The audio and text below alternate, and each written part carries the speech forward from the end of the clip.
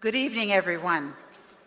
On behalf of the Steering Committee of the World Movement for Democracy, I am pleased to welcome you to Seoul for this, the 8th Global Assembly of the World Movement for Democracy. My name is Kim Campbell, and it's actually odd to be called Kim Campbell when I'm not Korea, but I'm a non-Korean Kim. I'm Kim Campbell. I understand Kim means gold in Korean, and that suits me just fine. I'm Kim Campbell, and for the past 7 years, I have chaired the World Movement Steering Committee. We are over 400 democracy activists from more than 100 countries in every region of the world. Civic educators and trade unionists, parliamentarians and business leaders, party representatives, and frontline human rights defenders. Since the World Movement's founding in 1999, we have repeatedly emphasized the importance of mutual cooperation, support, and solidarity. Regardless of our background, we have come together to reaffirm our commitment to democratic principles at a time when democracy is facing a host of threats around the world.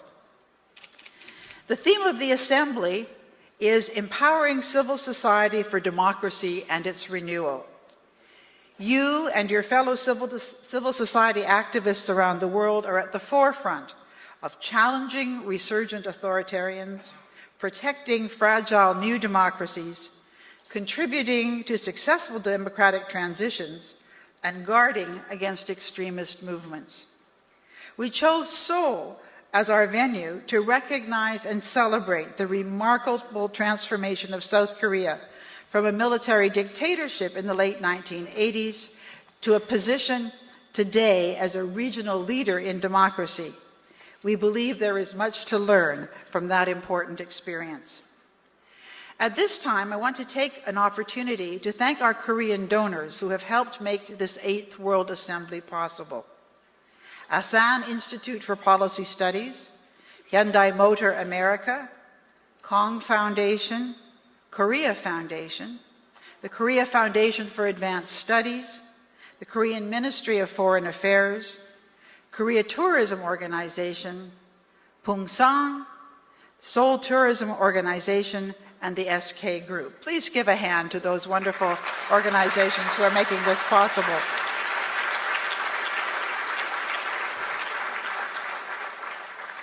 And now it is my great pleasure and honor to introduce a distinguished guest who has joined us tonight. Last June, Mr. Hwang Kyo-an was confirmed by the National Assembly as the Republic of Korea's 44th Prime Minister, capping off an outstanding career as a lawyer, prosecutor, and the country's justice minister. Born in Seoul, Mr. Hwang worked as a lawyer early in his career in the prosecutor's office in both Cheongju and Seoul.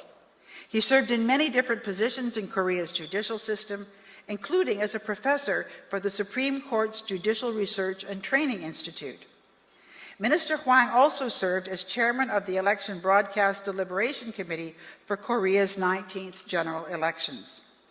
In 2013, he became the Minister of Justice, where he served until his appointment last May as Prime Minister. I am delighted to welcome him on behalf of all the participants of this 8th Global Assembly. Mr. Prime Minister.